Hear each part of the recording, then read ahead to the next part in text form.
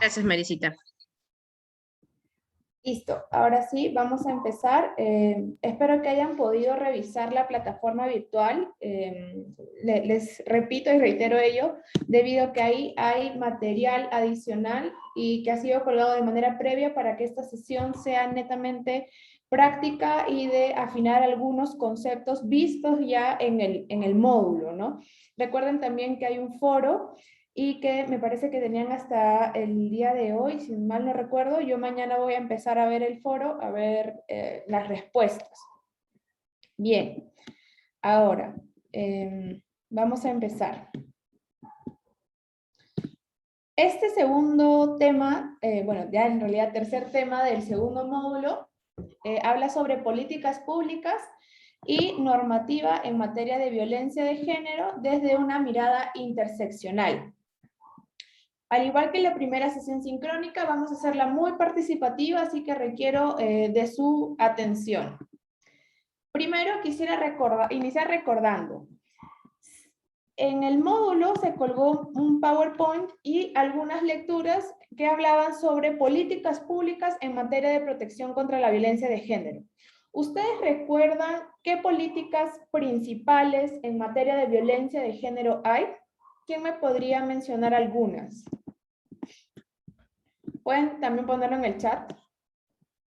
¿Qué políticas públicas en materia de protección contra la violencia de género conocen? Bien, bien Betty, muy bien. 3034. ¿Qué otra política pública hay?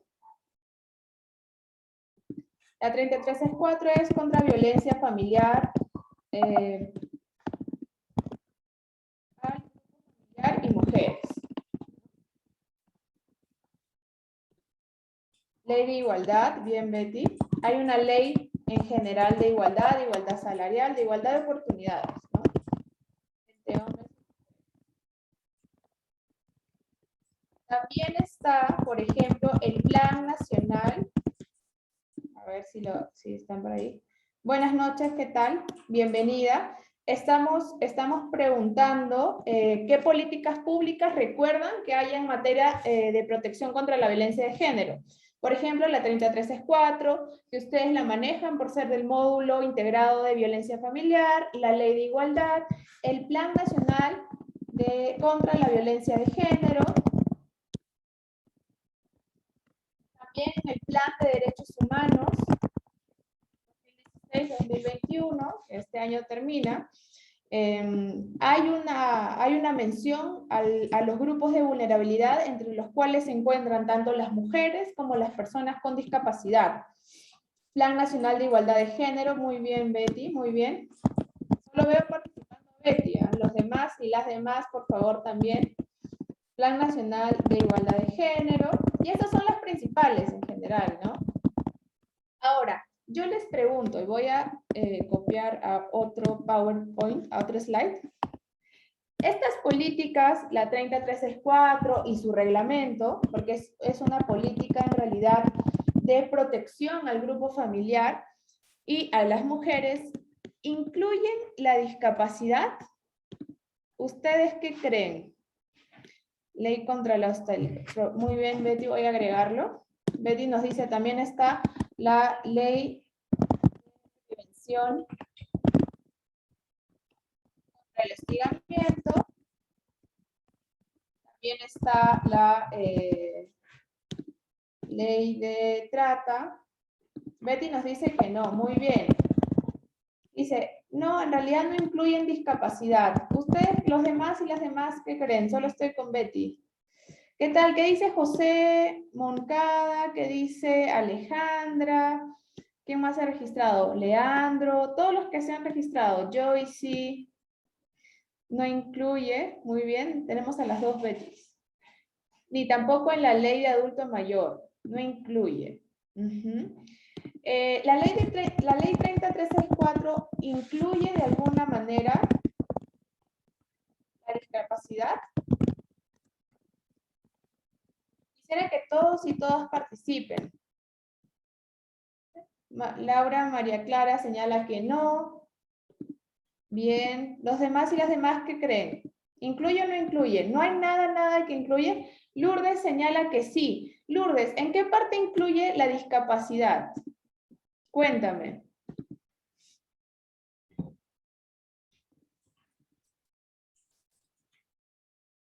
Muy bien, Betty. Betty dice, no incluye, pero se podría interpretar cada norma en función a la condición especial de la discapacidad. Lourdes nos dice, en los integrantes del grupo familiar, muy bien. En la ficha de valoración de riesgo. Gabriela dice, sí incluye. ¿En qué parte? ¿En qué parte? Lourdes nos dice, sí incluye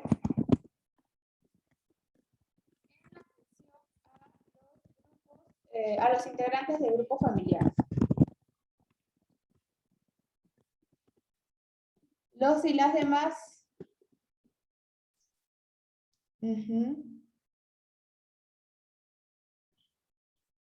Muy bien, Leandro.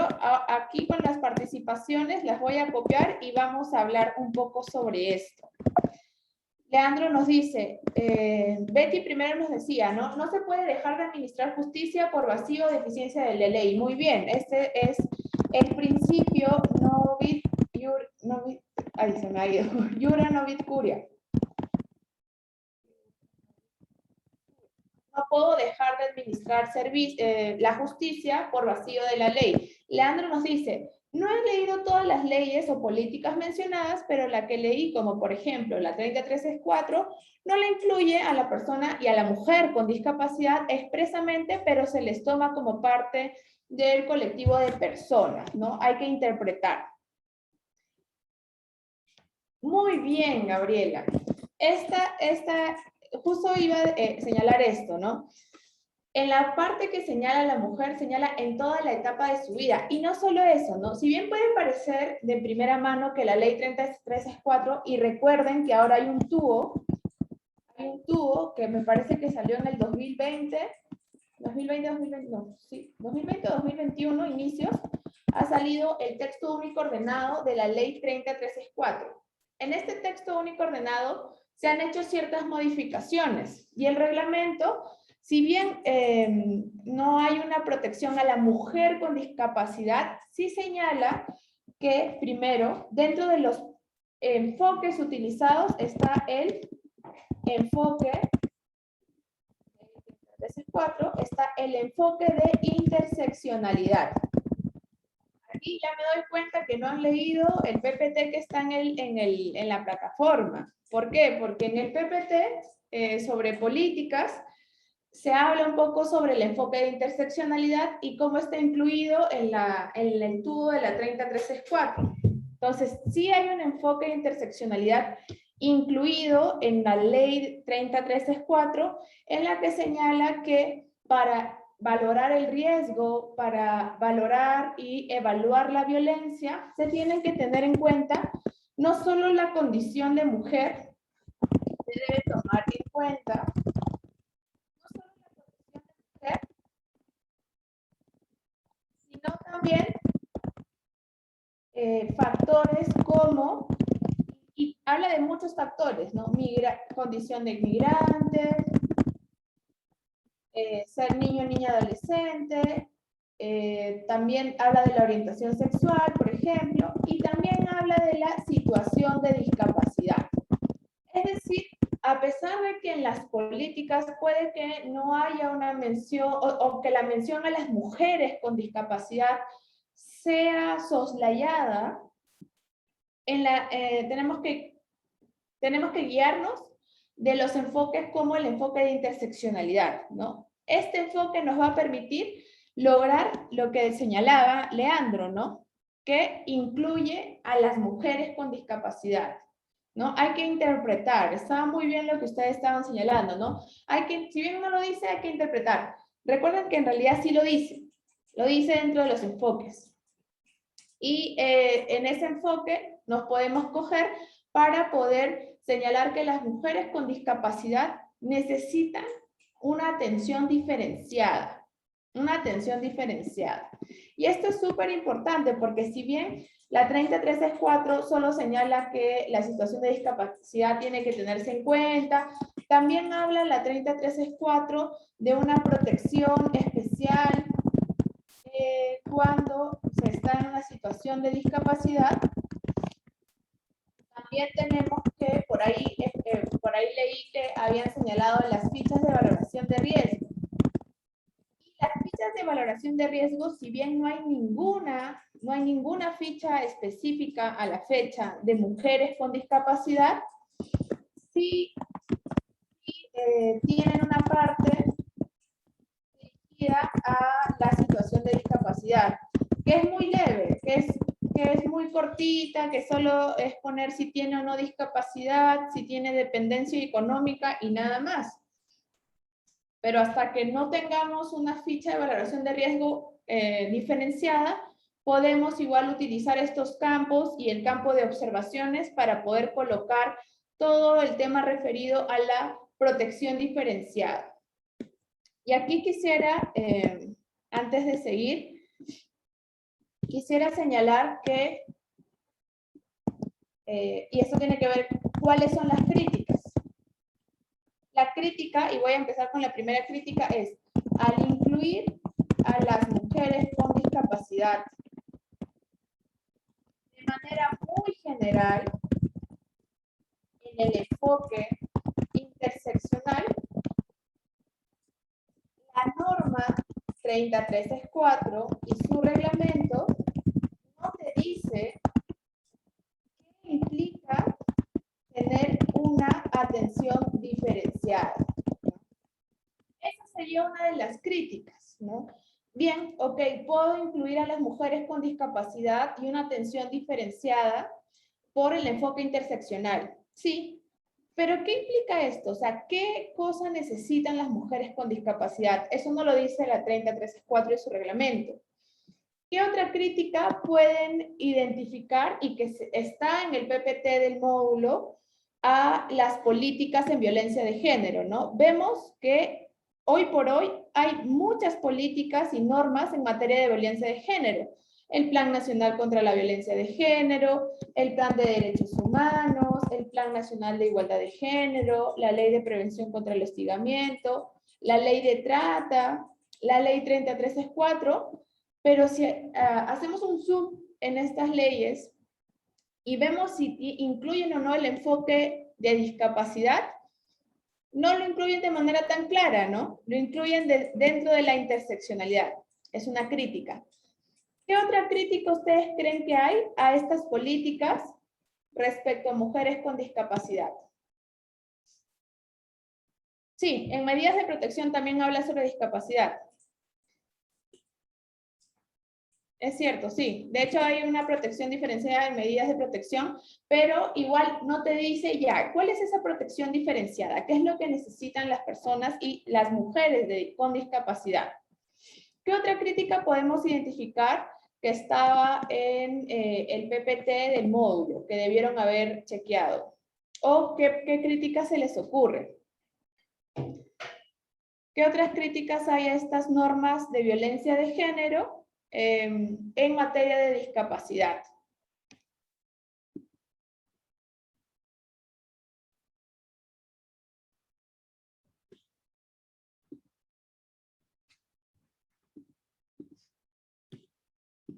O en los protocolos que hayan también leído, ¿no? Hay un protocolo del semicomisarías, también hay un protocolo en materia del MINSA, en la atención. Muy bien, Shana.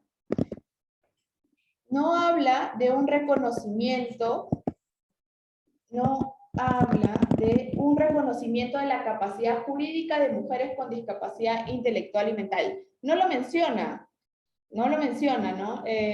La ley y su reglamento no lo mencionan. Hay algo en los protocolos, tanto en el protocolo de semicomisarías como en el protocolo del MINSA, en las que sí te dicen ciertas pautas, pero en la norma en la cual debería estar, no hace este reconocimiento.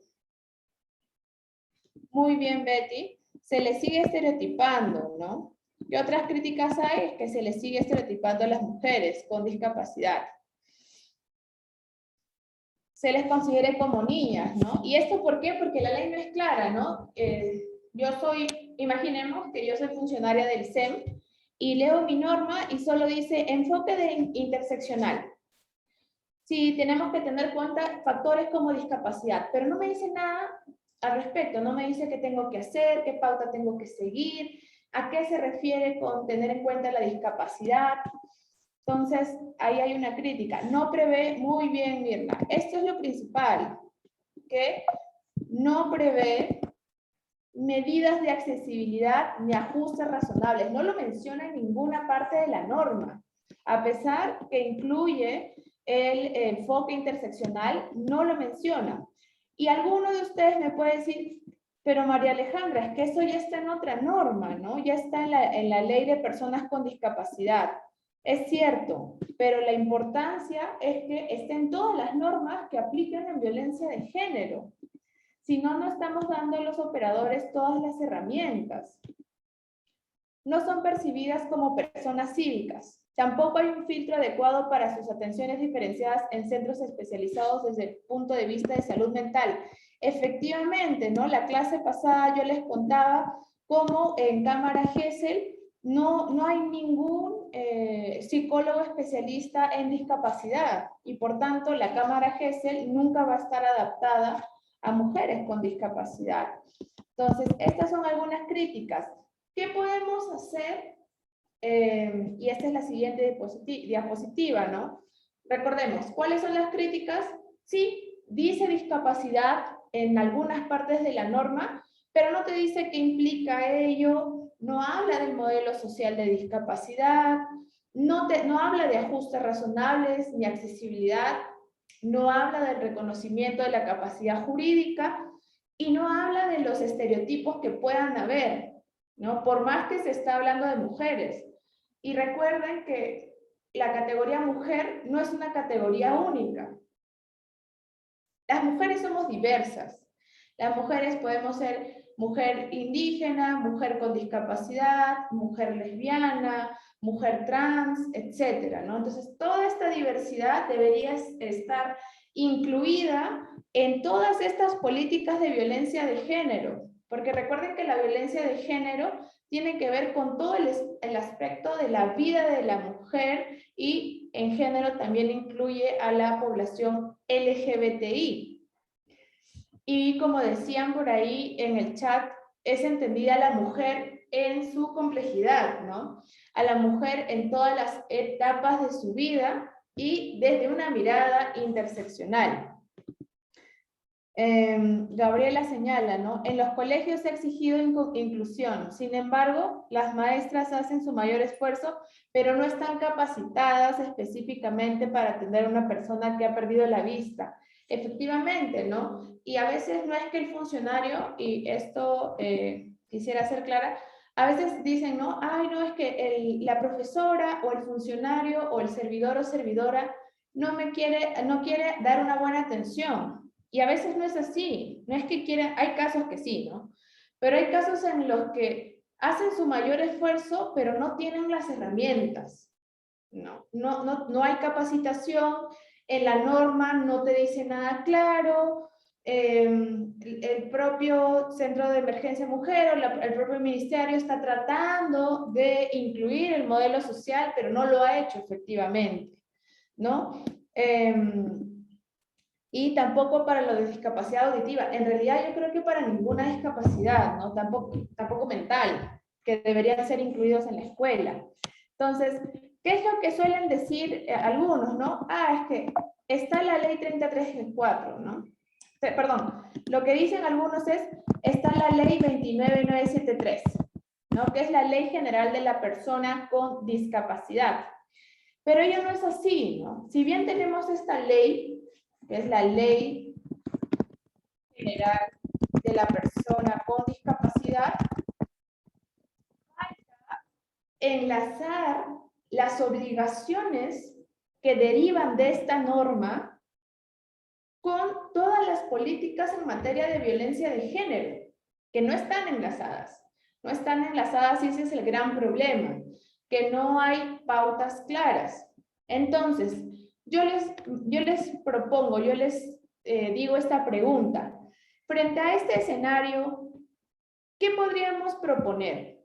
¿Qué podríamos hacer? Ustedes como servidores y servidoras públicas, ¿qué podrían hacer? ¿No? Ya tenemos claro que al 2021, en realidad, las políticas de violencia de género no tienen incluido el modelo social de discapacidad, no tienen incluido el enfoque de discapacidad de manera efectiva y clara. Ok, ¿qué podríamos proponer? ¿Qué se les ocurre? ¿Qué podríamos hacer? Muy bien, Betty. Tender redes con otras instituciones, por supuesto. Por ejemplo, CONADIS, ¿no? Defensoría del Pueblo. Ahorita están tendiendo una red con el proyecto Género y Discapacidad para tener estas capacitaciones, ¿no? También podrían tender redes con grupos de personas sordas que conozcan intérpretes, por ejemplo. ¿Qué más pueden proponer?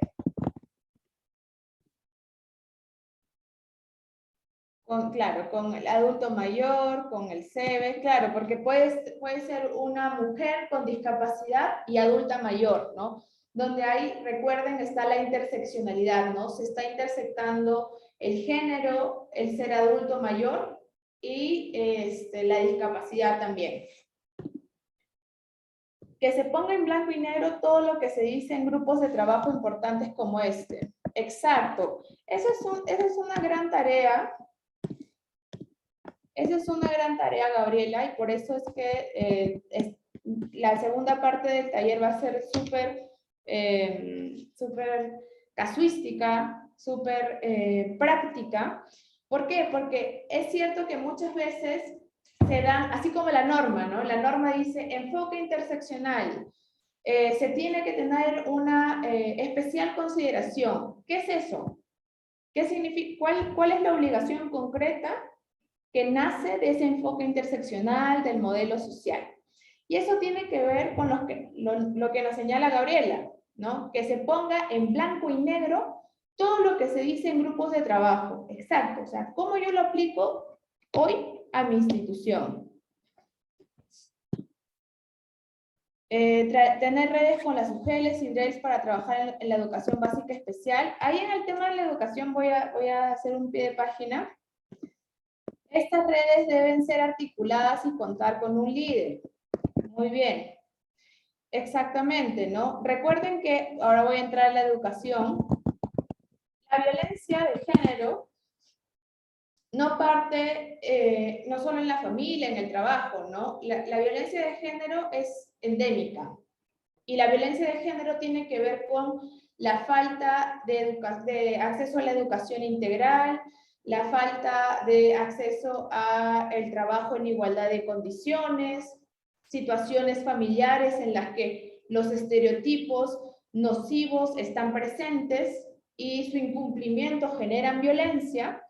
Y la educación, por supuesto, es uno de los factores que puede ser desencadenante o puede ser una gran herramienta de prevención de la violencia de género.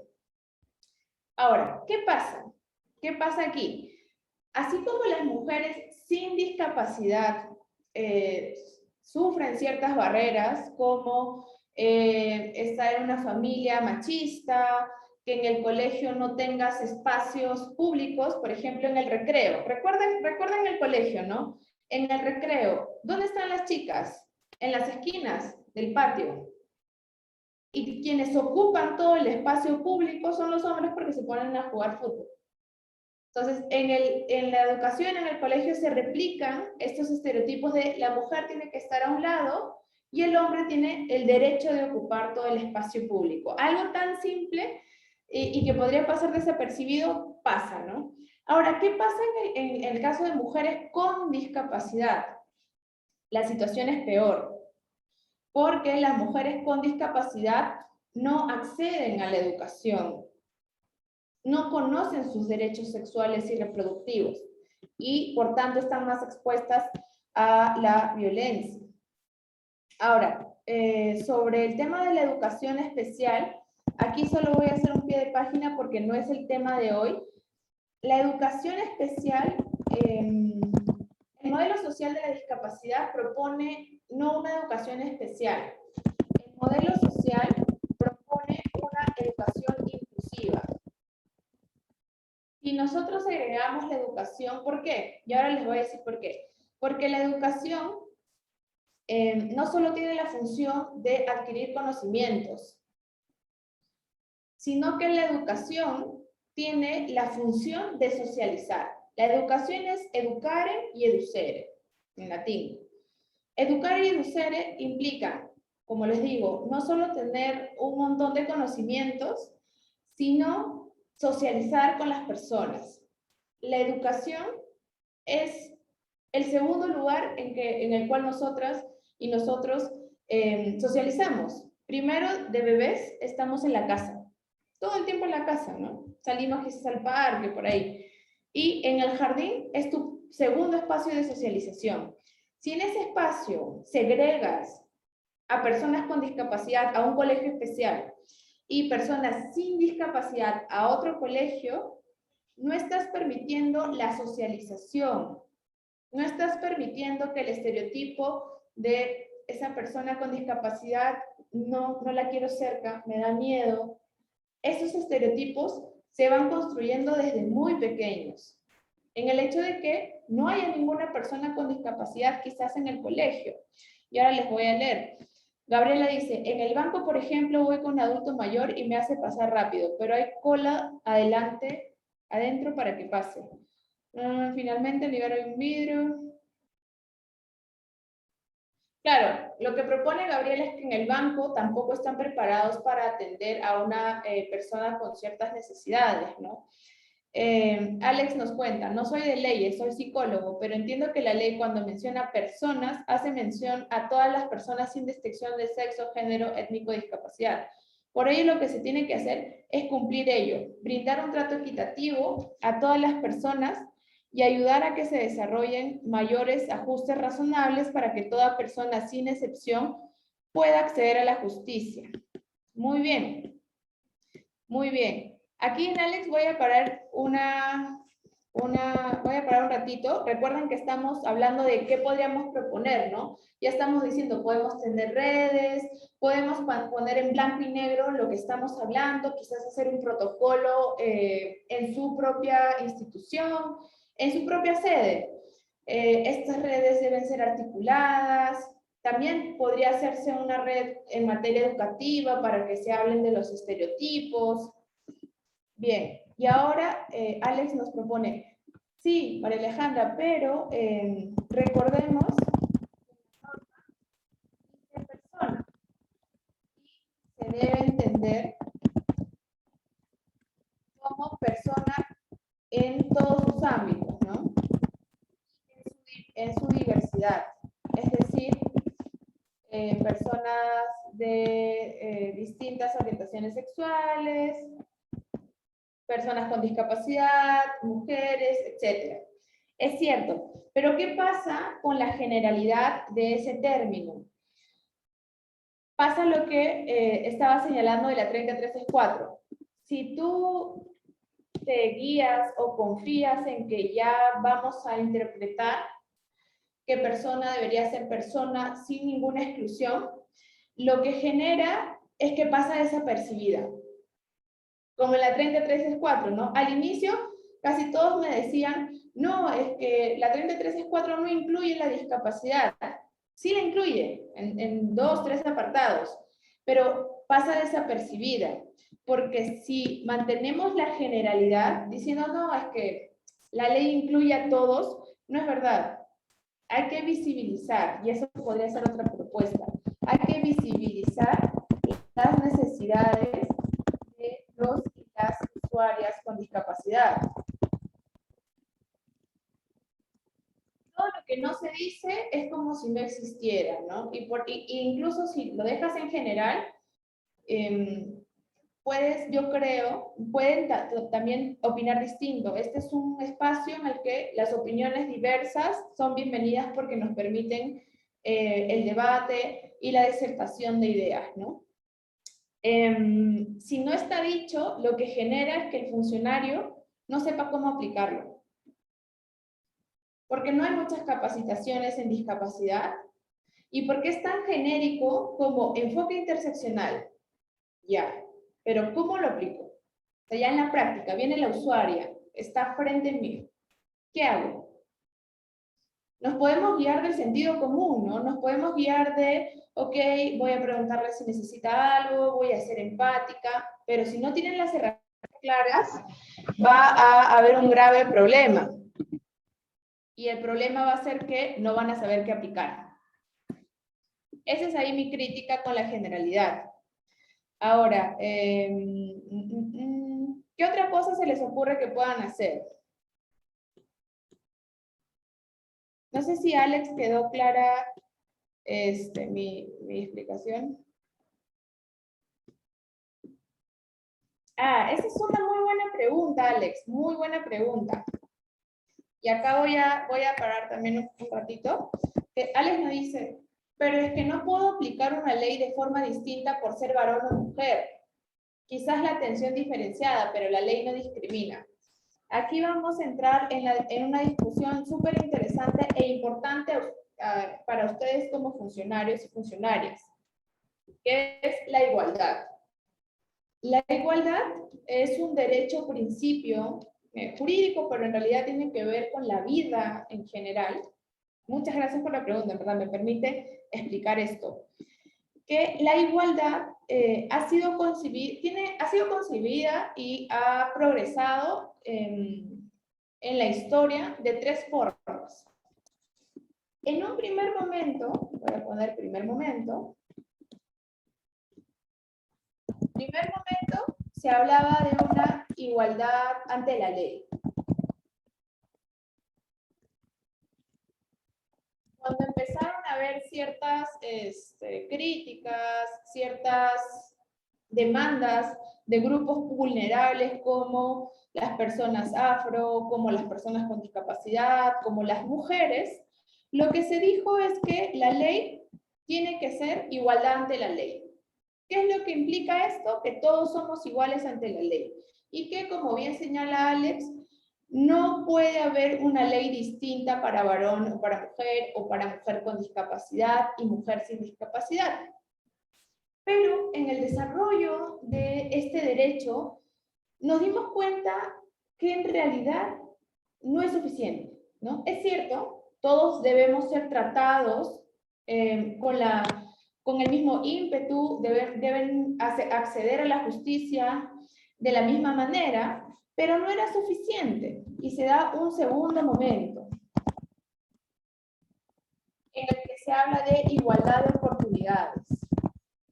No es suficiente con que todos seamos iguales ante la ley, sino que tiene que haber una igualdad de oportunidades. ¿Por qué? Porque lo cierto es que en la práctica todos somos distintos. En este salón, en este taller, en esta capacitación, todos van a tener particularidades. Van a compartir ciertos aspectos en común, por ejemplo, el centro de trabajo, pero todos somos distintos y necesitamos cosas distintas. Entonces, y partimos de lugares distintos en la carrera de la vida. Entonces, no es cierto que todos seamos iguales ante la ley. Porque si la ley dice trabajo 8 horas, lo cierto es que la mujer, con toda la jornada que tiene en casa, no tiene las mismas oportunidades que el hombre que no se dedica a la casa. Si quiere ascender, probablemente le sea más fácil al hombre que a la mujer, por toda la carga familiar que tiene, porque todavía, lamentablemente, ya ha habido avances, es cierto, pero todavía no hay una división equitativa de las labores domésticas, de las labores del hogar, ¿no? Entonces, lo que se tiene que lograr es la igualdad de oportunidades, es decir, que todos realmente puedan llegar al ascenso, que realmente la jornada de 8 horas no afecte a la mujer, que va a tener que dar lactancia, que va a llegar a la casa a cocinar, a lavar, mientras el hombre llega a descansar. Y ahora hay un tercer momento. ¿Por qué? Porque nos dimos cuenta que eso tampoco es suficiente. ¿Y por qué no es suficiente? Porque por más que uno promueva la igualdad de oportunidades, se necesita de una acción positiva. Seguramente algunas han escuchado hablar de esta, es cierto, sí Alex, es cierto, hay hombres que trabajan más que las mujeres, pero estamos hablando de generalidades, ¿no? Hoy por hoy la diferencia de jornada en casa es de 10 horas, ¿no? Es cierto, son casos contados, pero para hacer una norma tenemos que hablar de generalidades, ¿no? Y la generalidad al 2021 es que la mujer sigue haciendo las labores de casa, ¿no? Y el tercer momento hablaba de acción positiva o discriminación positiva. Es lo contrario a lo que tú proponías. La discriminación positiva te dice, mira, estamos tratando de lograr la igualdad de oportunidades, pero hemos visto que hemos fallado. ¿Por qué? Porque hay una frase que dice, igual a los iguales, desigual a los desiguales. Esta segunda parte a mí no me gusta en temas de lenguaje, desigual a los desiguales, pero es muy gráfica. No todos van a necesitar lo mismo. Y justamente la no discriminación implica que la norma atienda a personas que van a necesitar cosas distintas. Por ejemplo, el ajuste razonable. El ajuste razonable puede señalar, alguien puede decir, no, pero es que el ajuste razonable es un privilegio, es que le está favoreciendo a la persona con discapacidad. No. El ajuste razonable lo que está permitiendo es que la persona con discapacidad pueda trabajar, pueda estudiar, porque no está en las mismas condiciones. Entonces la ley sí tiene que tratarla distinto, porque si no sería discriminación. Es al revés, el tercer momento. Y ahora lo voy a... muy bien, José, exacto. No, eso no quiere decir que todos vamos a ser iguales ante la ley. Es importante tener una mirada cuando hablamos de personas vulnerables o con discapacidad. Y aquí les voy a mostrar una imagen que creo que lo va a resumir de manera muy sencilla, que siempre se usa cuando hablamos de estos temas. Denme un segundo que estoy buscándola. Ah, ya la encontré. Ya la encontré. Acá está. Voy a compartir pantalla. Y esa es la gráfica. Imaginemos que todos somos iguales ante la ley. Y como somos iguales ante la ley, todos tienen que recibir. Imaginemos que el Estado está dando estas cajitas para ver el partido. Justo el partido que vamos a todos ver después de este taller, el Estado dice ya, cada uno se lleva una caja porque todos son iguales ante la ley. Ok. Pero si se dan cuenta, esta persona de talla baja no va a poder ver el partido con una caja. En cambio, esta persona que es más alta ya ve el partido sin necesidad de la caja. Entonces, esto es igualdad ante la ley. Lo que les estaba hablando del tercer momento de la acción positiva y de tratar igual a los iguales y desigual a los desiguales es el no darle una caja a cada uno, sino darle lo que cada uno necesita. En esta fotografía, en esta imagen en la que se ven tres personas que quieren ver un partido, en la primera imagen cada persona tiene una caja, pero como son tres personas de tallas distintas, la persona de talla baja no ve el partido porque solo tiene una caja y necesita dos. En la segunda imagen tenemos también a estas tres personas y le han quitado la caja a la persona más alta y se la han dado a la persona más baja.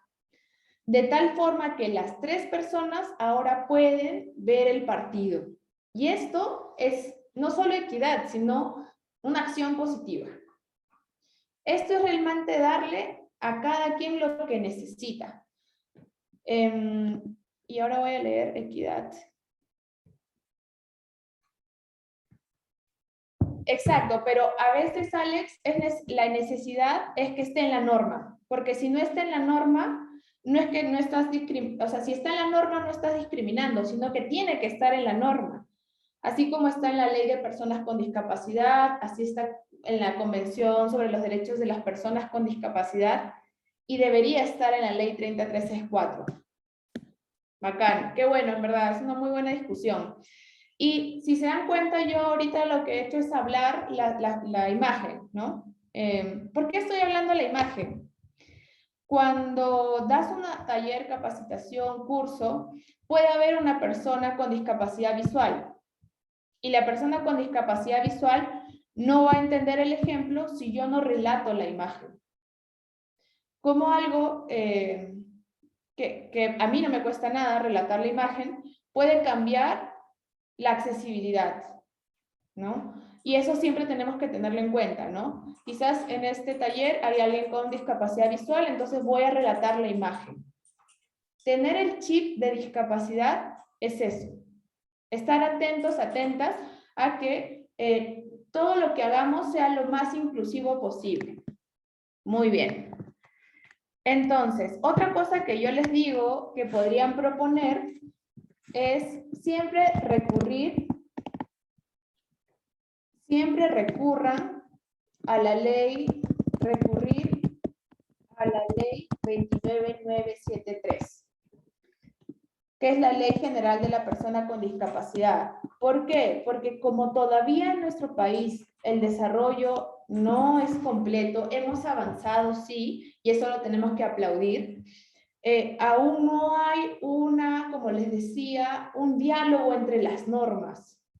Hay una norma de discapacidad, hay una norma de violencia de género y falta integrarlas. Entonces, si tengo alguna duda, vayan a la 29973. Esta es la norma específica de personas con discapacidad. Y también revisen los protocolos SEM, ¿no? El protocolo SEM, comisarías, también señala algo de discapacidad. También estaban los materiales y el protocolo MINSA frente a la violencia, ¿no? A la 30364. Bien, habiendo hablado ya un poco sobre las críticas a las políticas públicas y también algunas propuestas de solución, y habiendo discernido acerca de la igualdad y qué es lo que implica la igualdad, recordemos qué requieren las mujeres con discapacidad. En la sesión 1 habíamos hablado que el sistema de justicia debe principalmente cumplir con medidas de accesibilidad que derivan de la igualdad y no discriminación, medidas de ajustes razonables que también derivan de la igualdad y no discriminación, y la capacidad jurídica. Con esto no quiero decir que las mujeres con discapacidad solo necesitan eso.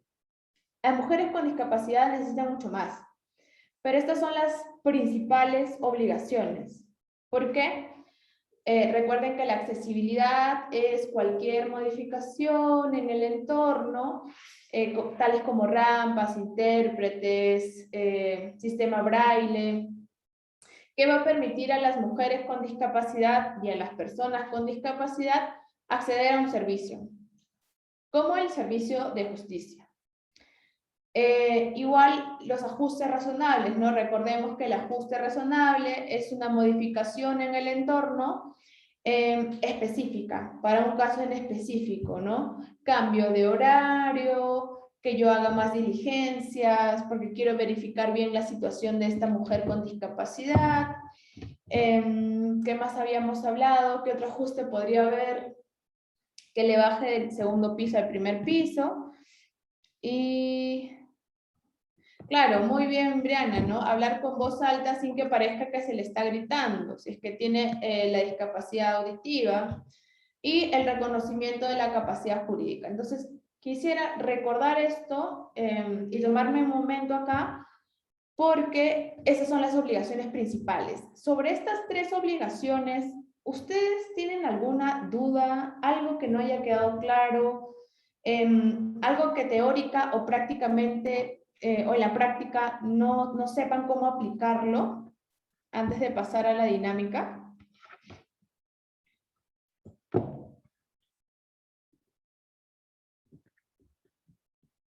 Bien, entonces todo, por favor, si me pueden dar el ok con sus pulgares arriba. En reacciones, ahí pueden, bueno, yo no lo tengo porque soy la coanfitriona. Ya, voy 1, 2, muy bien. 3, 4, bien, bacán. Como ahora todo es virtual y no les veo, tengo que recurrir a estos mecanismos. Bien, entonces, sigamos. Ahora vamos a justamente aplicar la recomendación que nos hizo Gabriela, que era, hay que ponerlo en blanco y negro. Ok, ya entendí qué es la igualdad, ya entendí qué es la interseccionalidad, entiendo que necesitan accesibilidad, ajustes razonables, reconocimiento de la capacidad jurídica, ya, ¿y ahora qué? Ahora, ¿cómo lo hago? Y vamos a hacer esta dinámica. Vamos a ver si puedo ser... Listo. Ahora sí.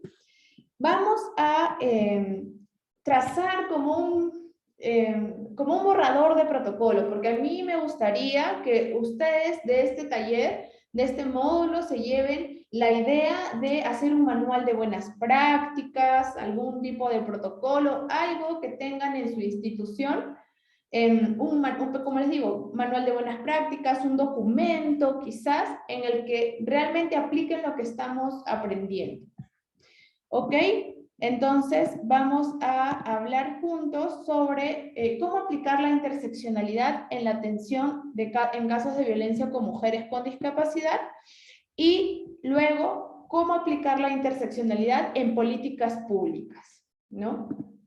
Reitero, la primera dinámica va a ser cómo aplicar la interseccionalidad en la atención de casos de violencia de mujeres con discapacidad. Si ustedes le dan la tarea, el proyecto final, de realicen un manual de buenas prácticas, un protocolo, ¿qué pondrían en cada parte? Antes de la atención, durante la atención y después de la atención. Sabemos que en la ley 3364 no está la práctica, sabemos que en los protocolos sí está, pero falta cohesionar. ¿Ustedes qué propondrían?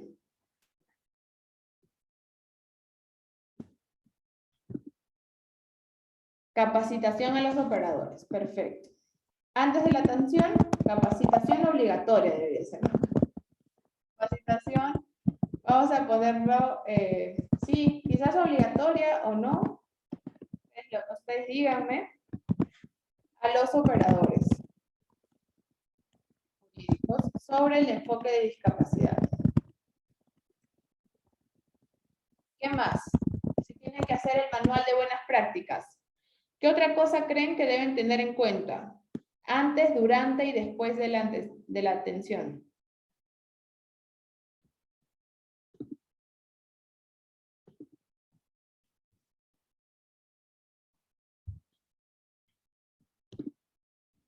Señalítica en las entidades para todos. Perfecto, eso sería antes, ¿cierto? Preparación de mi establecimiento.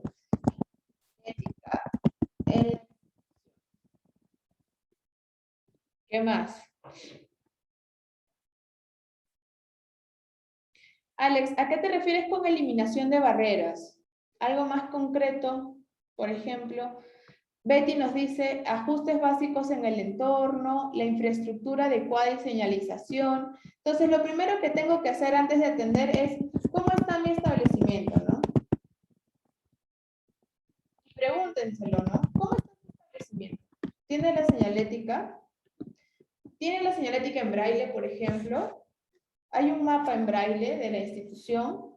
¿O alguien en la entrada que pueda apoyar guiando a una persona con discapacidad visual? Señalética, rampas, braille, personas de apoyo. Guía, voy a poner.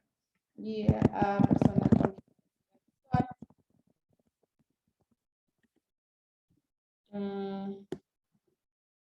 Poner rampas, bien. difusión y sensibilización. Ahora lo voy a ir colocando en el cuadro. Ver el tipo de discapacidad. Eso sería durante, ¿no? Durante la atención. Ver el tipo de discapacidad. Y puede que ustedes ya hayan implementado ciertas cosas en su institución, pero recordemos la importancia de ponerlo no solo en blanco y negro, sino debe ponerlo en el papel. Si entra un nuevo integrante al establecimiento, pueden darle el manual, pueden darle el documento que han hecho, la guía, etcétera, como quieran llamarla, y esa persona ya la estarían casi como capacitando, no capacitando, pero la estarían sensibilizando, ¿no? Diría, ah, mira, tengo que tener en cuenta mujeres con discapacidad. Oye, ¿qué es esto de las rampas? ¿Qué es esto de la señalética? ¿No? Y se va a interesar. A ver el tipo de discapacidad. Antes sería todo lo que es difusión en el tema, ¿no? Yo creo que antes e incluso después de la atención. Esto puede ir en todo lado. Por ejemplo, si ustedes tienen un mural donde publiquen cosas referidas a prevención de violencia, podrían tener un tríptico de discapacidad, ¿no? Por ejemplo, sobre violencia a mujeres con discapacidad. Y así no solo van a ayudar entre ustedes mismos, ¿no? A la propia institución, sino que pueden ayudar al público en general, ¿no? Que quiera llevarse el tríptico. Capacitación en lengua de señas, eso es muy importante, eso debería ser antes de la atención.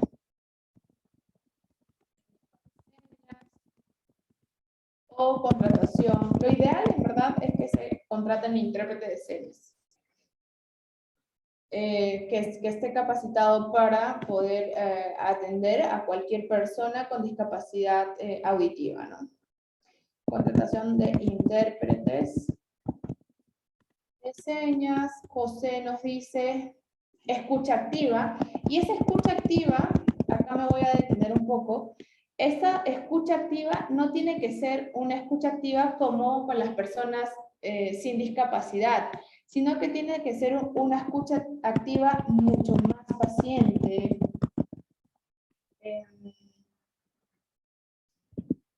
Teniendo en cuenta la discapacidad, pero estaba pensando,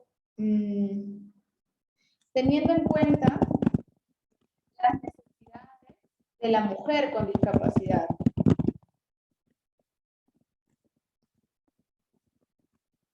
¿Qué más? Durante la atención, presencia obligatoria de un profesional de salud y psicólogo. Lengua nativa, eso también, porque en zona rural, y yo sé que ahorita ustedes son de Yurimaguas, tienen que tener un intérprete, ¿no? Es lo ideal. Y eso debería ser incluso antes. O sea, tendrán que ya tener una red de intérpretes a los cuales ustedes pueden llamar y pueden venir inmediatamente y atender, ¿no? Atender.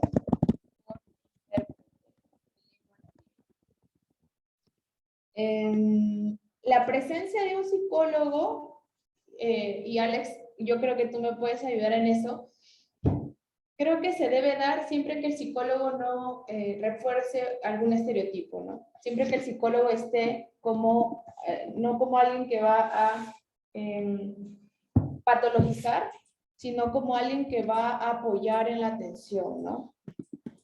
A ver, voy a seguir leyendo. Atención. Voy a poner psicólogo sensibilizado, ¿no? Psicólogo, psicóloga.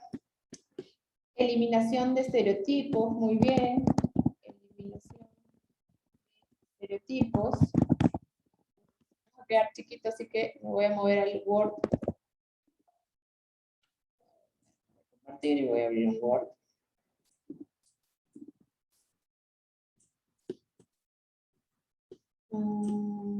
Me quedé en Shannon, ya. Un segundo. Uy, mi Word está perditísimo. Ya se abrió.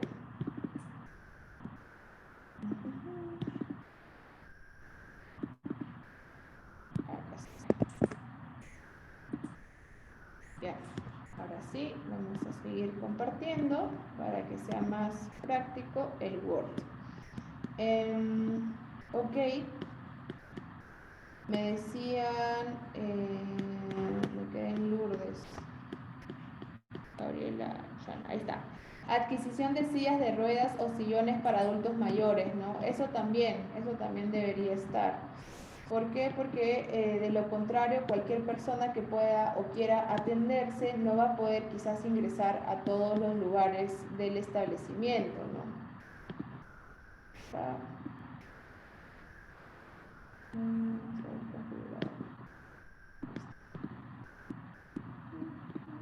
Ya está. Que guía a personas con discapacidad visual, mujeres con discapacidad. Entonces, antes contar, ¿no? Contar con sillas de ruedas. ¿Qué más? Eliminar estereotipos, sala de espera para... Esto es súper importante, Betty, que he visto que algunas instituciones lo han implementado, ¿no? Sala de espera para personas con discapacidad. ¿Por qué es que hay atención preferente? Porque imaginemos una persona con discapacidad física que pueda sufrir cierto dolor en la espera.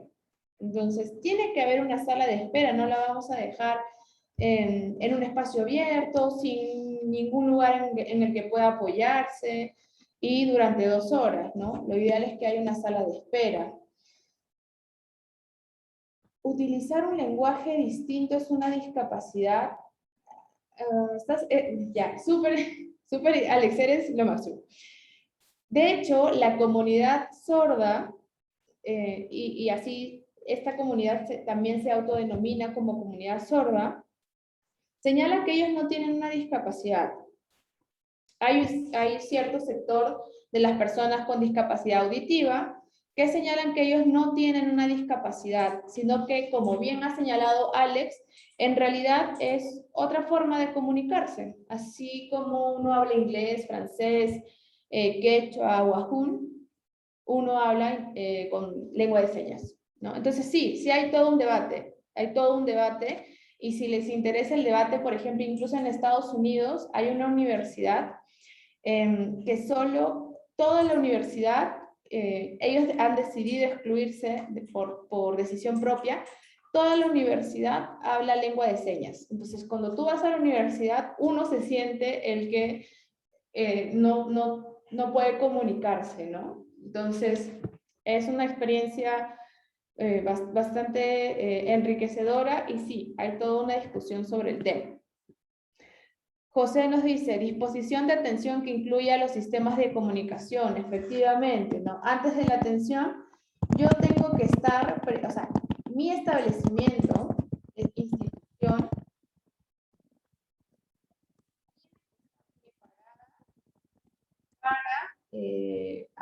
por ejemplo, para notificar una resolución en braille o en Word, formato Word accesible, ¿no? Tiene que haber ese tipo de medidas ya preparadas. Entonces, por eso es bueno un manual de buenas prácticas, porque tú te adelantas. Dices, ok, si pasa esta situación, simplemente vamos a notificar en braille o en Word accesible. Intérprete ya se ha dicho. Buena pregunta, Raquel. Raquel nos dice, ¿y estos apuntes derivan de la ley de discapacidad o de la ley de violencia contra la mujer? Estos apuntes están naciendo en realidad de ustedes en base a las 3 obligaciones principales, ¿no? Las 3 obligaciones principales, que son accesibilidad, ajustes razonables y capacidad jurídica, derivan de la Ley General de la Persona con Discapacidad, es decir, de la Ley de Discapacidad, ¿no? Estas 3 obligaciones derivan de esa ley y lo que estamos haciendo es poner en práctica. Ok, el día de mañana queremos empezar en la institución una implementación de todo lo necesario para garantizar una atención diferenciada a mujeres con discapacidad. ¿Qué necesitamos? Y estamos construyéndolo juntos, juntas, ¿no? Después de coordinación interinstitucional, para la efectiva ejecución de la medida. Muy bien, porque después no hay muchas medidas, ¿no? Después dice, aquí nos dice Rosita, coordinación, y eso falta un montón. ¿Por qué? Porque sí he tenido casos en los cuales la persona con discapacidad nunca se enteró que tenía medidas de protección. ¿Por qué? Porque era una persona con discapacidad visual, le llegó la documentación, no estaba en braille claramente, y no sabía qué era, la dejó ahí y nunca se enteró. Entonces tiene que haber una coordinación después de la atención, primero para verificar, yo diría, ¿no? Para primero verificar que la persona que la mujer con discapacidad haya recibido, accedido de medidas de protección, ¿no?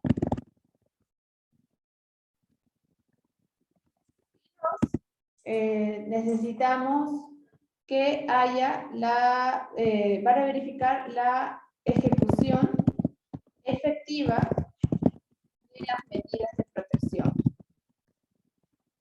Esta es la diferencia con mujeres sin discapacidad, ¿no? Salvo que, por ejemplo, sean quechohablantes o hablen alguna lengua nativa, ¿no? Hay que ver, realmente hay que verificar si se ha recibido, accedido y entendido la resolución, si no, lo mismo que nada. Ante peritos intérpretes registrados en la corte, muy bien. Gracias, Alex, por responder, ¿no? Psicólogo tenga la preparación idónea, ¿no? Psicólogo o psicóloga que cuente con la preparación idónea, ¿no? Porque como les digo, puede haber muy buenas intenciones, pero si no tenemos claras las herramientas, va a ser un poco complicado. Simplificación documentaria en lo que sea permitible. Muy bien, Catherine. Eso sería durante y después, ¿no? Esto pasa mucho también en el sentido de que tienes que hacer un montón de papeleo, ¿no? Y supongamos que es una persona con discapacidad mental, ¿no? Imaginemos que es una mujer con discapacidad mental y tú le dices, mira, tienes que sacarte este informe, irte acá, allá, tienes que traerme este documento. No lo va a poder hacer quizás. Quizás sí, quizás la talentemos tanto que dice yo no regreso ahí. Entonces, muy bien. Igual después de la atención, ¿no? Porque para poder hacer efectivas las medidas de protección, también te piden que vayas a la atención en el psicólogo, luego te piden que yo muchas veces he ido con la usuaria a la comisaría a decirle, mire, acá está la medida de protección, haga las rondas, por favor, y eso debería ser automático, ¿no? Exacto, Alex, en el tema de comunidad sorda, ¿no? Es como yo voy a Alemania y no sé nada de alemán, exacto, sí, es todo un debate. Hay bastante doctrina sobre el tema. Doctrina, les decimos los abogados no sé si en psicología usan ese término, pero doctrina le decimos a lo que es artículos jurídicos, ¿no? Durante, evitar trabajo profesional agotados. Trabajar profesional. ¿A qué te refieres, Betty, con durante la atención, evitar trabajar profesional agotados? Eso no lo entiendo muy bien. Si podrías explicarlo, por favor. Adriana nos dice, después podría entregarse una encuesta para que el público evalúe la atención. Muy bien. Encuesta de atención. Y tendríamos que garantizar que sea una encuesta accesible, ¿no? Si le entregamos una encuesta en Word a una persona con discapacidad visual, impresa, no lo va a responder. El agotamiento profesional, muy bien, Betty. Sí, es súper importante, ¿no? Evitar durante la atención el agotamiento profesional. ¿Por qué? Porque yo sé que ustedes trabajan súper fuerte, ¿no? El SEM es y en realidad los módulos de violencia familiar son de los módulos más cargados, con mucha carga laboral.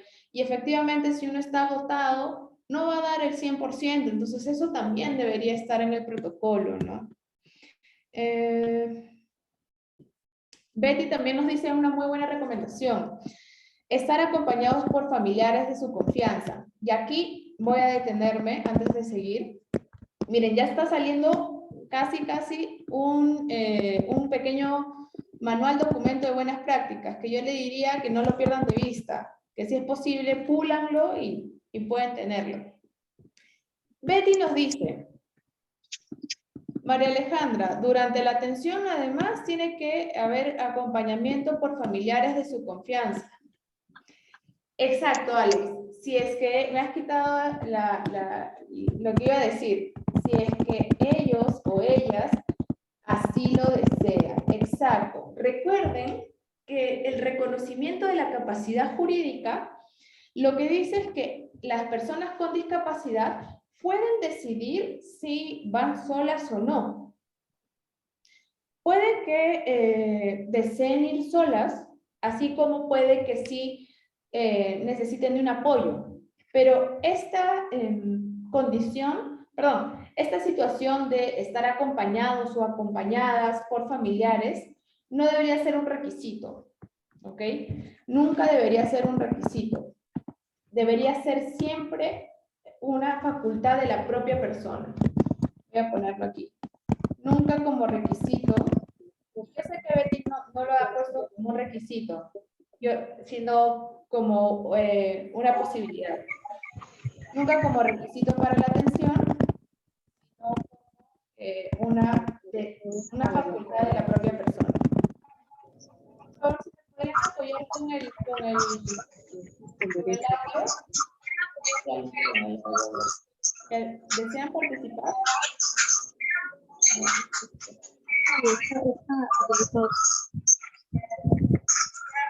Ya lo ubiqué.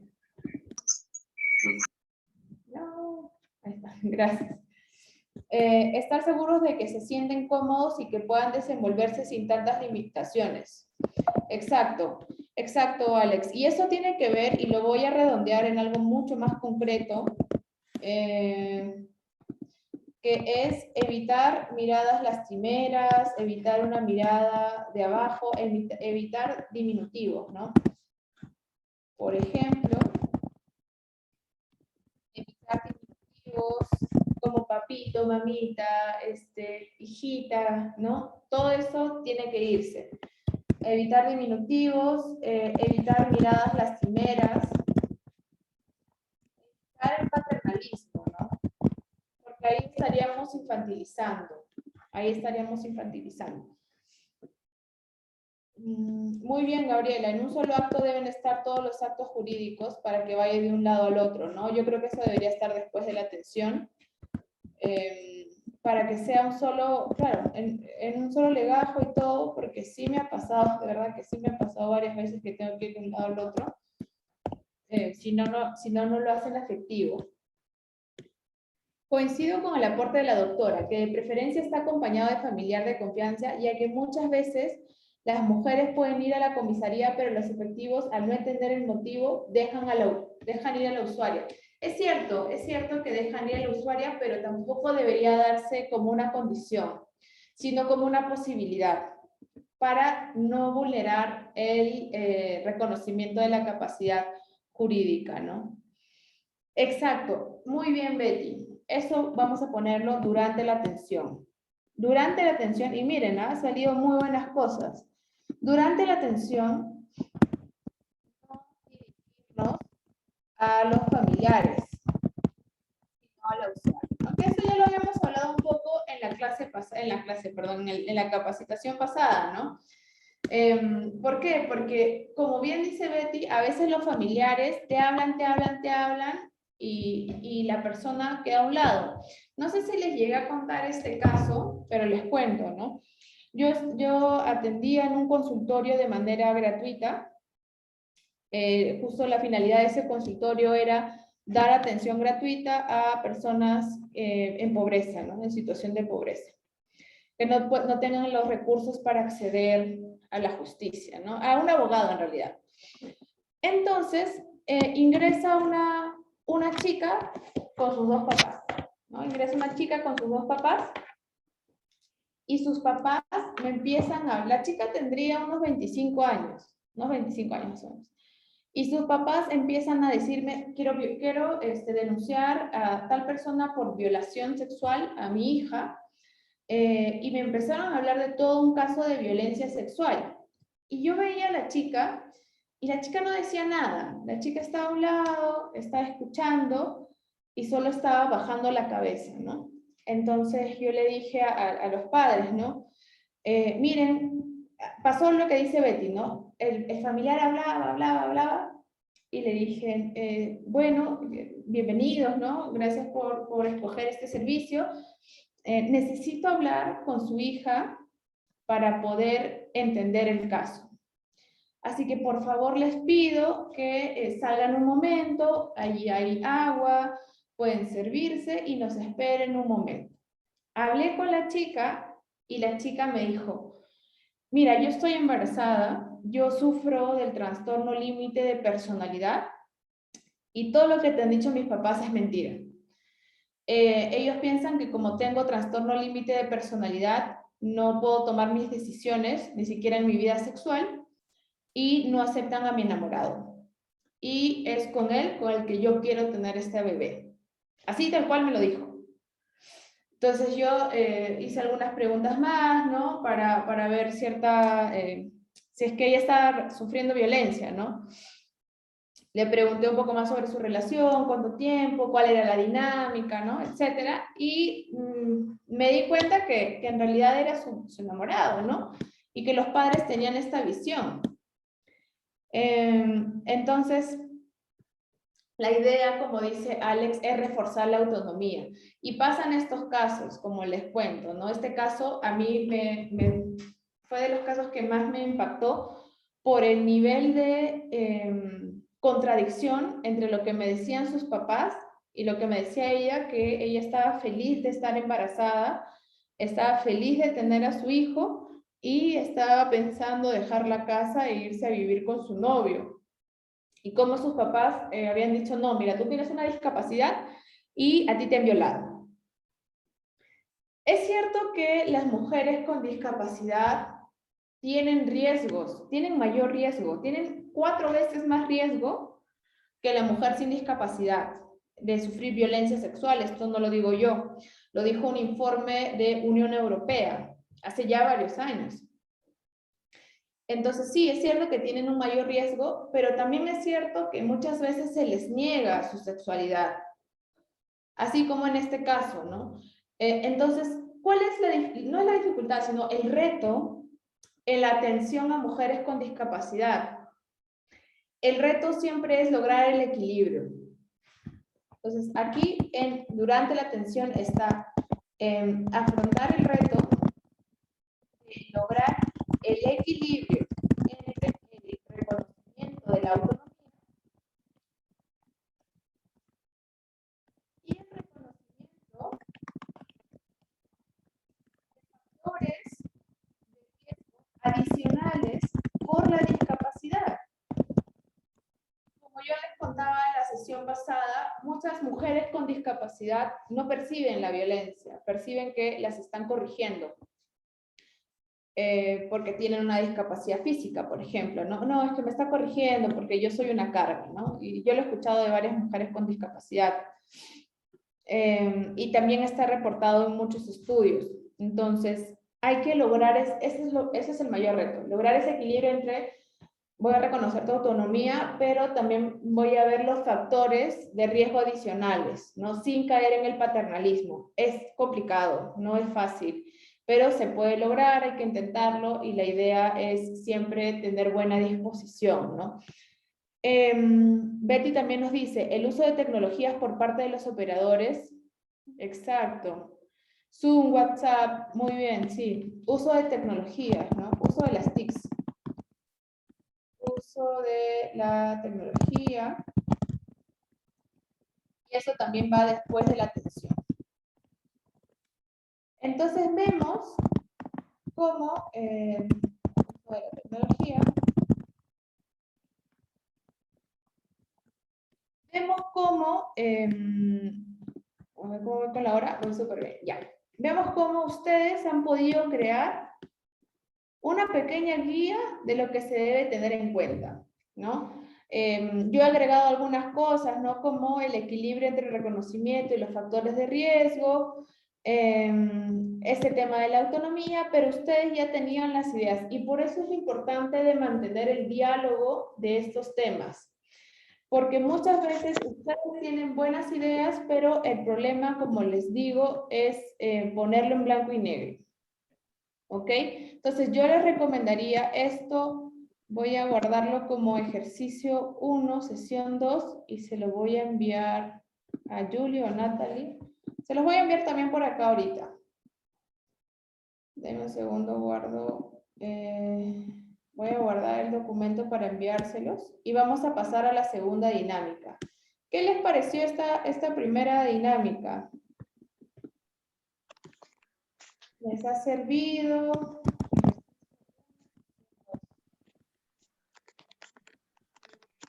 Creo que hay alguien con el micro prendido. No sé si podría... A ver, voy a ver quién es. Ahí está. No puedo silenciarlo, no sé por qué. Alejandra, lo que pasa es que silencias tú y silencia, me dice Natalie. Una lo cierra y la otra lo abre. No te preocupes. No te preocupes, ya. Ya, perfecto, gracias. Ahorita estoy pasando por el grupo del chat.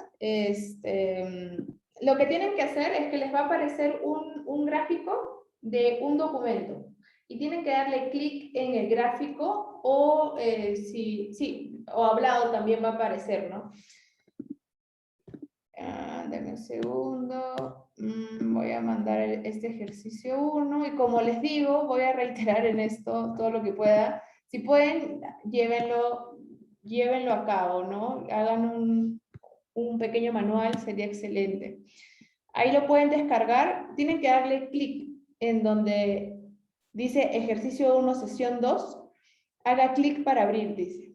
Ahí lo pueden descargar. Natalie, te pediría también que lo descargues, por favor, y lo puedas subir quizás a la plataforma para que ellas lo tengan. Y ahora vamos a ir al ejercicio 2 antes de una pequeña prueba chiquita y para que podamos todos ir, como señalaba Natalie, a ver el partido. Entiendo que quieran estar con sus familias. Vamos a terminar puntuales. Ahora, hemos hecho este ejercicio de como una pequeña guía de cómo aplicar, ¿no? Porque recuerden que el tema de hoy es políticas públicas y normativa en violencia de género desde una mirada interseccional, ¿no? ¿A dónde lo envío? No está, qué raro. No lo tienen que enviar, en realidad les estoy dando este insumo que hemos hecho hoy en la sesión para que quizás como institución lo puedan conversar, quizás hacer una pequeña guía, quizás lo puedan formalizar, quizás lo puedan seguir trabajando, ¿no? La idea es que de este módulo sacan algo práctico, ¿no? Algo que puedan, como tú bien decías, Gabriela, ponerlo en blanco y negro, ¿no? Aquí no ha llegado ese cuadro, qué raro, voy a volver a enviar.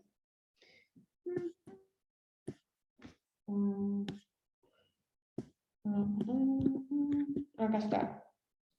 Ahí les debe haber llegado. Sí, se envió correctamente el archivo 1, dice. Ahorita debe figurar el archivo, le hacen clic y miren, descargó el mío al toque. En el chat está. Le dan clic y descarga. Igual Natalie lo va a subir, por favor, a la plataforma para que también lo tengan ahí. Entonces recuerden que el tema de hoy era políticas públicas y normativa en violencia de género. Ya habíamos dicho que desde una mirada interseccional, ¿no? Ya habíamos dicho que las políticas en violencia de género en realidad acogen el enfoque interseccional de manera muy general, de manera soslayada y de tal forma que no hay una aplicación práctica y no haya una hoja de ruta clara de cómo atender a mujeres con discapacidad. Y por eso hemos hecho este primer pequeño ejercicio, ¿no? Cómo aplicar, cómo llevar a la práctica este enfoque interseccional. Ahora, el segundo ejercicio tiene que ver con políticas públicas, ¿no? Imaginemos que ustedes los llaman a un grupo de trabajo, ¿no? Van a hacer una evaluación en su centro laboral y dicen, queremos hacer una política pública en materia de violencia de género y queremos contar con esta interseccionalidad, específicamente con el enfoque de discapacidad. Ustedes que han llevado el curso de género y discapacidad, ¿qué me recomiendan? Entonces aquí lo que ustedes me van a ayudar a llenar es qué factores hay que considerar. Ya piensen no en una guía para la atención, sino en algo más macro, ¿no? ¿Qué yo tengo que considerar si voy a hacer una política pública en violencia de género y quiero que incluya a mujeres con discapacidad? ¿Qué preguntas debo plantear a este funcionario, ¿no? Imaginemos viene un alto cargo, ¿no? Y dice, quiero hacer una política pública regional. Viene el gobierno regional y le dice, quiero hacer una política pública en materia de violencia de género para la región y necesito ayuda porque no tengo idea cómo hacerlo desde el enfoque interseccional. ¿Ustedes qué le dirían? Mire, señor gobernador, tiene que tener en cuenta estos factores y tiene que preguntarse esto. ¿Qué pondrían?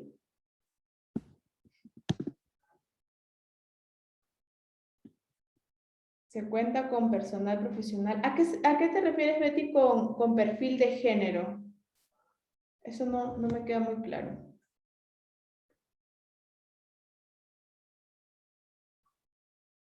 No me llega a quedar un poco claro.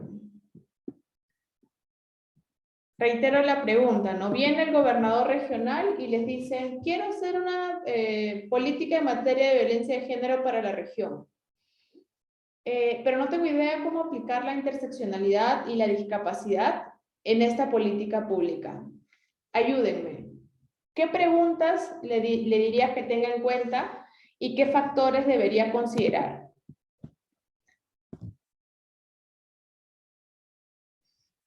Eso es cierto, Gabriela.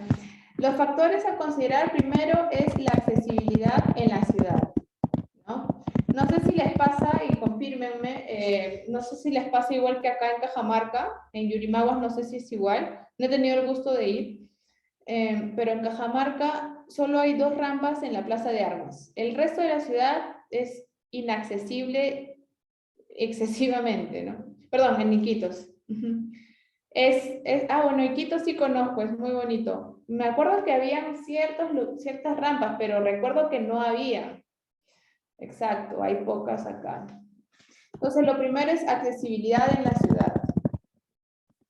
¿Por qué? Porque si tú quieres que haya una política en violencia de género, si tú no tienes la ciudad accesible, ¿cómo la mujer con discapacidad va a llegar al establecimiento?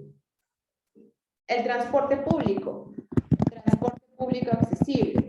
Es toda una cadena. ¿Qué otros? Muy bien. En general, la accesibilidad, ¿no? Accesibilidad en la ciudad y en los establecimientos de atención a la personal de seguridad ciudadana, capacitada para atender a personas con discapacidad, a mujeres con discapacidad. La pregunta que había hecho Betty, que creo que ya entendía a qué se refería. Sí, exacto. Preguntas a plantear. Para la elaboración e implementación. Acá les voy a decir algo rápido que les va a ayudar a entender también mejor el proceso de políticas públicas. Que tiene que ver con lo que ha dicho Betty. Espérenme. Proceso. Sí, quiero un proceso. ¿Cómo se hace una política pública? Una política pública tiene pasos bien definidos, que nunca se dan, en lo ideal deberían darse, ¿no? Primero identificamos el problema público. Siempre, en una política pública lo primero que se hace es identificar el problema público, ¿ok? Una política pública es una política que quiere solucionar un problema público. Lo primero que hacemos es identificamos el problema. En este caso, el problema público se trata de la atención en violencia a mujeres con discapacidad. El problema público siempre debe ser bien específico. Vamos a ponerlo así para que se note mejor. Listo. El segundo paso, una vez que hemos tenido el problema público, vamos a, bueno, debería ser tener una línea de base, ¿no? Recoger data. Recopilar data sobre el tema, ¿no? Eso debería ser un factor a considerar. Por ejemplo, ¿no?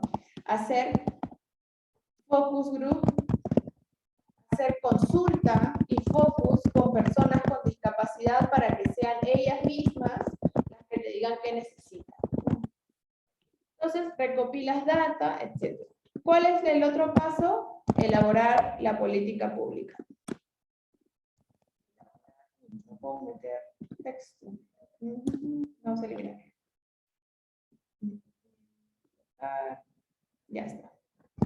Elaborar. Luego de la elaboración viene agregar forma. Uy, ¿qué es esto de clase? Viene la implementación de la política pública. Y siempre va a estar el tema del seguimiento, ¿no? Que tampoco se hace y debería hacerse. ¿Qué es el seguimiento? ¿Qué tal fue? ¿Qué tal no fue? Evaluación. Evaluación. Siempre hay que evaluar. Un poco lo que ustedes decían, ¿no? Hay que dar una encuesta de atención. Sí, ahí le estás dando la voz a la persona con discapacidad para que te diga esto está mal y esto estuvo bien. Entonces, siempre cuando tenemos una política pública, se trata de seguir estos pasos, ¿no? Identificamos el problema público, recopilamos la data, elaboramos el instrumento, implementamos y hacemos el seguimiento o la evaluación. Entonces, esto tendría que estar sí o sí, ¿no? Consulta y focus con personas con discapacidad. Acá, ¿qué más está? Lo que decía Betty, ¿no? Para la elaboración, implementación y seguimiento, incluso yo diría, ¿no? Para la recopilación de data, elaboración, implementación y seguimiento, ¿cuentas con personal capacitado? Porque a veces los gobiernos regionales no hacen las políticas sin personas que realmente sepan del tema, ¿no? Entonces, eso es súper importante. A ver, tener en cuenta la valoración de riesgo de la persona con discapacidad. Eso es muy importante. Recuerden, y esto cuando puedan propónganlo, no hay una ficha de valoración de riesgo para mujeres con discapacidad. Entonces, todos los factores de riesgo diferenciados, todas las preguntas diferenciadas que deberían hacerse no están en la ficha.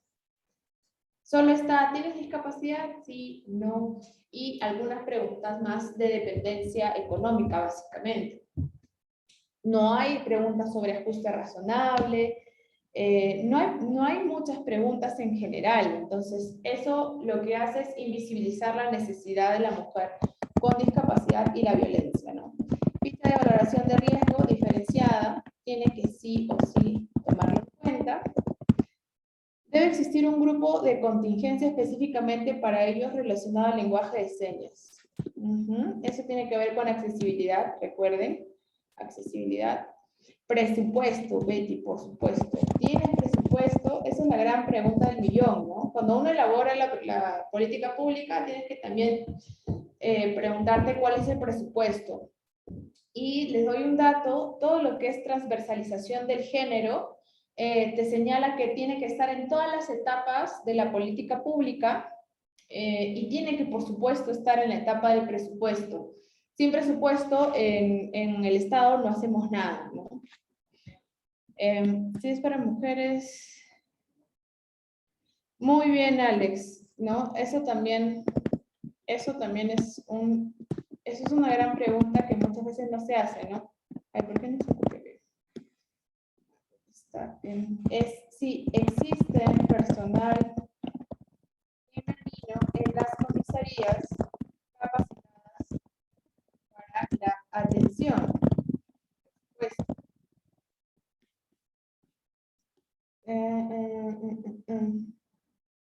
para una óptima, exacto. ¿Qué otras cosas se nos está yendo? Otras preguntas a plantear y factores a considerar en tema de violencia de género tendría que ser, por ejemplo, voy a checar esto. No, voy a bajarle mejor la letra. 25. Ya está. 25.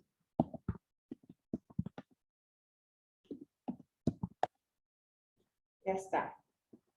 Otro de los factores a considerar que les decía, más allá de la accesibilidad, es el reconocimiento de la capacidad jurídica, porque en muchas, si bien recuerden, hablé la clase pasada, que ya existía un cambio en la normativa, el decreto legislativo 1384, que reconoce a las personas con discapacidad como personas capaces, ¿no?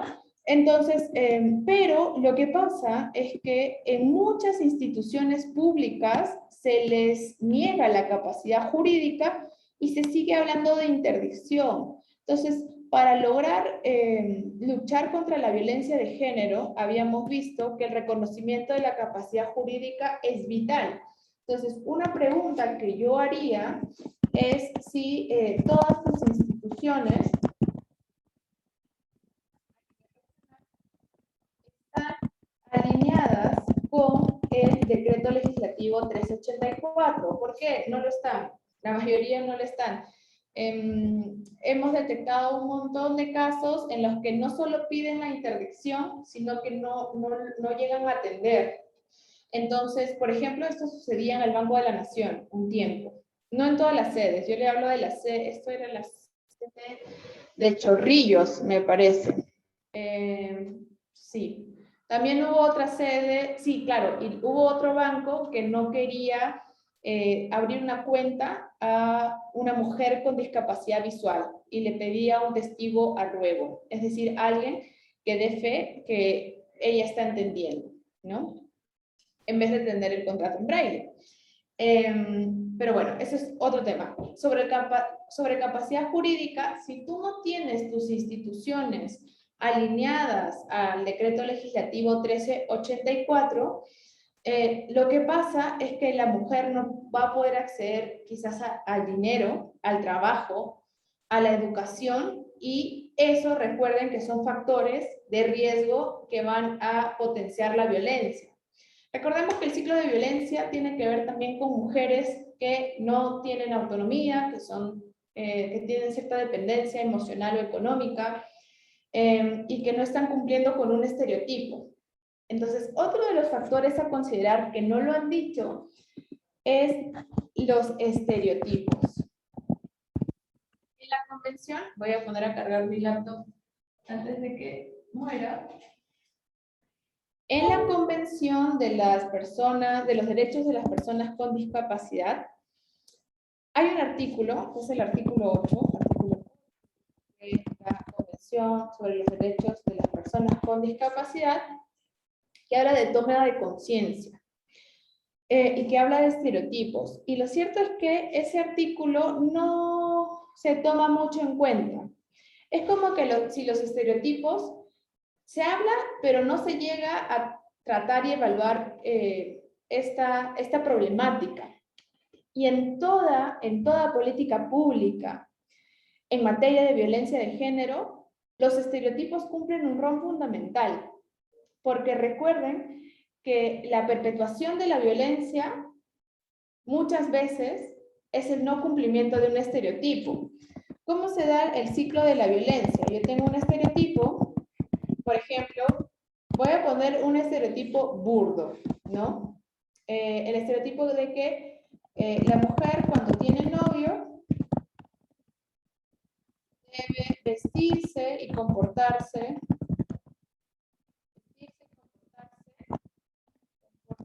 de cierta manera. Está el estereotipo y luego lo que pasa en la violencia es que una persona lo incumple, ¿no? Supongamos que María incumple el estereotipo, ¿no? Estereotipo y sale con amigos a la discoteca. Supongamos que no estemos en pandemia, ¿no? Ahorita no debería salirse nadie. Entonces, cuando María incumple el estereotipo, genera violencia. Genera una situación, no ella, la sociedad, y probablemente el novio, ¿no? Entonces, la violencia es una perpetuación de estos estereotipos. Y voy a leer el chat porque sé que están hablando. Muy bien, Rosita. Eso debería tenerse en cuenta para políticas de violencia de género, porque si no tienes autonomía económica, tienes un factor de riesgo mayor de sufrir violencia. Muy bien, Raquel. ¿Qué pasa con las mujeres con discapacidad? Recuerden, la mujer con discapacidad, el estereotipo es distinto. El estereotipo es, tú no eres bella. Entonces, si María incumple el estereotipo y muestra su belleza como ella quiere, imaginemos que estereotipo de mujer con discapacidad. Vamos a otro más complejo, ¿ya? Que lo he escuchado en varios casos y también ha sido analizado a nivel mundial. Quien esté contigo, y es terrible, o sea, estos estereotipos son nocivos de toda la sociedad, ¿no? Quien esté contigo te está haciendo un favor. Terrible. Es un estereotipo terrible y nocivo. ¿Qué pasa? María es una mujer con discapacidad, cumple el estereotipo,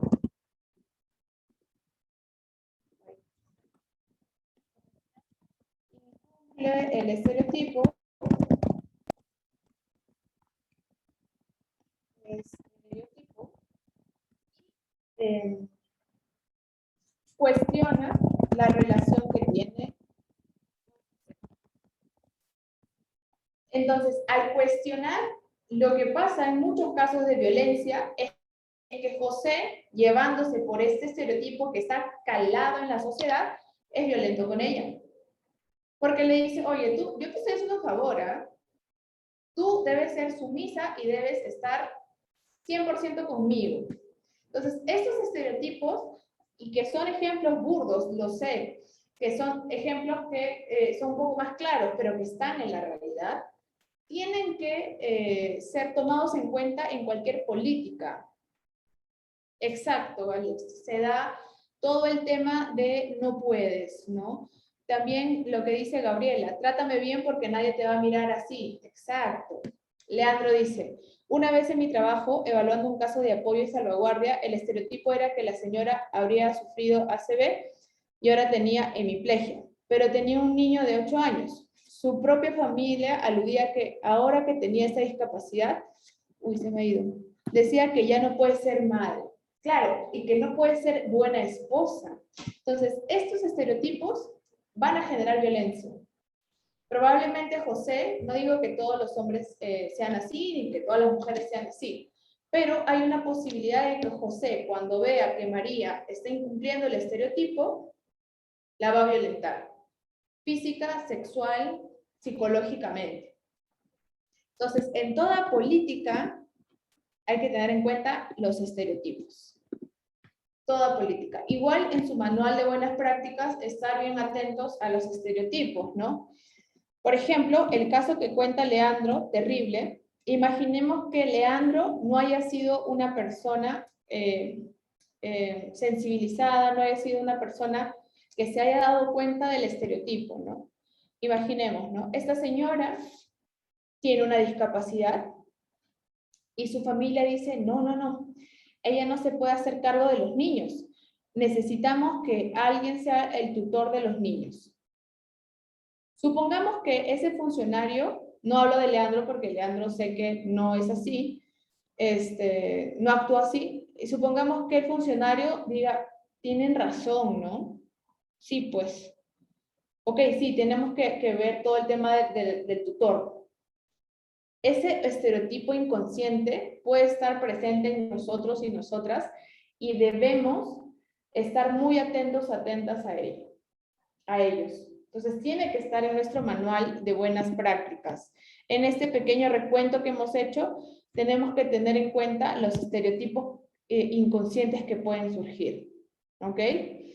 Y ahora dice, a una niña que nace con discapacidad, los padres le solucionan todos sus problemas. Claro, una niña con discapacidad no genera autonomía. Y esta es otra cosa a tener en cuenta en una política. Y también en la atención. Falta de autonomía. Siempre pasa. No siempre pasa, pero hay muchas veces que pasa eso. Y eso también tenemos que tenerlo en cuenta en la atención, ¿no? Posible falta de autonomía de la persona con discapacidad generada por su entorno, no por ella misma. Que quizás tenga un grado de dependencia con sus cuidadores porque nunca la han sobreprotegido, o sea, porque la han sobreprotegido y nunca le han permitido ejercer sus derechos en autonomía. Entonces, esto, como les digo, genera que quizás no vean la violencia o que esa dependencia sea un riesgo mayor que tenemos que ponerle en la ficha de valoración de riesgo, ¿no? En la ficha de valoración de riesgo hay secciones de observaciones. Entonces, como no tenemos una ficha diferenciada, podemos ponerlo ahí, ¿no? Esta persona con discapacidad tiene un vínculo de dependencia que podría ser un factor de riesgo. No digo que siempre lo sea, pero hay que evaluar el caso a caso, ¿no? Eso también, sí. Muy bien, Alex, y que es algo que se me estaba yendo. Recuerden que no se dice persona discapacitada. Recuerden que se dice persona con discapacidad. ¿Por qué? Algunos pueden decirme, no, pero ¿qué importa eso? Sí importa, porque el lenguaje impacta en cómo percibimos a las personas y en qué imaginarios construimos en nuestra mente. Entonces, si se dan cuenta, personas discapacitadas ponen la discapacidad en la persona. Y personas con discapacidad y más concretamente personas en situación de discapacidad, saca la discapacidad de la propia persona y la coloca en la sociedad. Y eso es el modelo social de la discapacidad, ¿no? Entender que la discapacidad no está en la persona con discapacidad, sino que está en la sociedad, que no se adapta, ¿no? No sé si hasta acá tienen dudas. ¿Todo claro?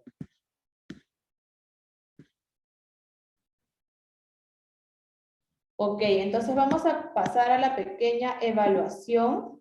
Deme un segundo que voy a generar el código. Voy a generar el código. Un segundito.